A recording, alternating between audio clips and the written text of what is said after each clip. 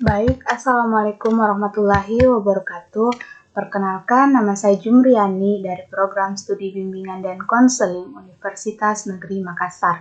Nah, pada video kali ini, saya akan menjelaskan sedikit mengenai isu dan ketimpangan gender yang terjadi di masyarakat. Sebelum itu, ada baiknya kita memahami apa sih ketimpangan gender itu. Nah, di sini ketimpangan gender adalah suatu kondisi di mana terdapat ketidaksetaraan antara laki-laki dan perempuan dalam kehidupan keluarga, bermasyarakat, berbangsa, dan bernegara. Nah, gender tercipta melalui proses sosial budaya yang panjang pada suatu masyarakat dan dapat berbeda dari suatu masyarakat dengan masyarakat lainnya.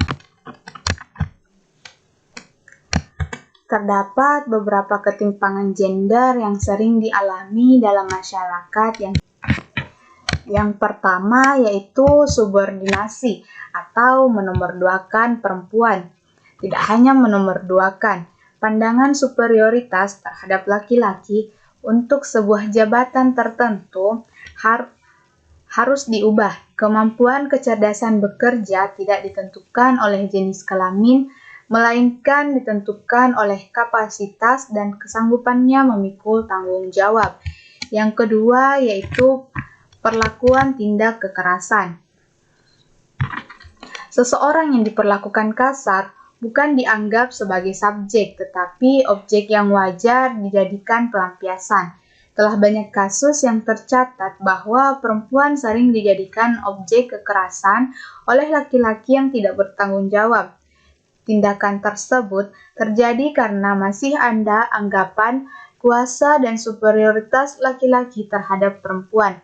Demikian, korban kekerasan jika melawan malah dianggap berdusta, mencemarkan nama baik, dan hanya sekedar mencari sensasi.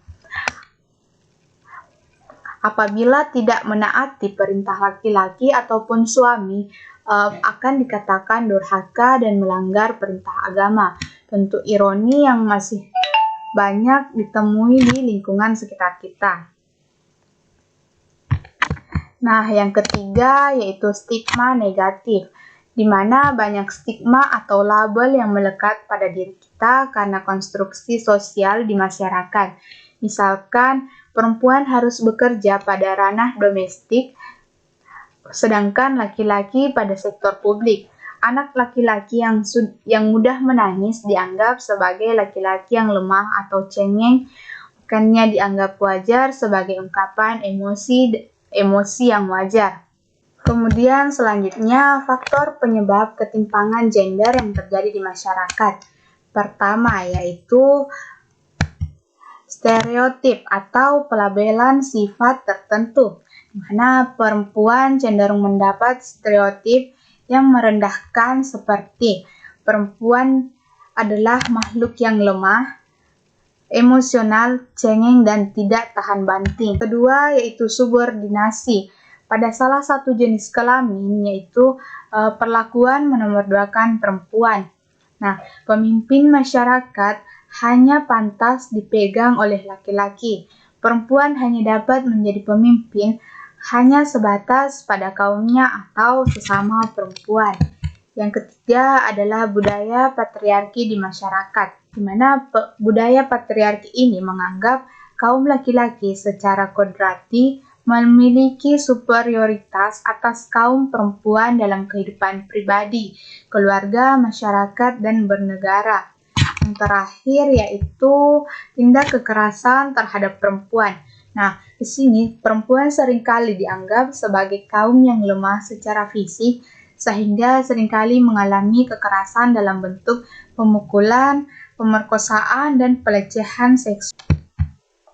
Nah, selanjutnya yaitu akibat dari ketimpangan gender yang sering terjadi di masyarakat, diantaranya yaitu terjadinya pertentangan, perpecah belahan pihak, atau bahkan bisa saja menjadi salah satu pelanggaran hak asasi manusia.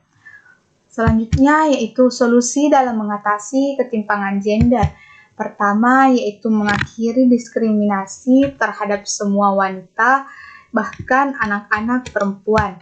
Yang kedua yaitu menghilangkan segala bentuk kekerasan terhadap perempuan dan anak, baik dari ranah publik maupun ranah pribadi.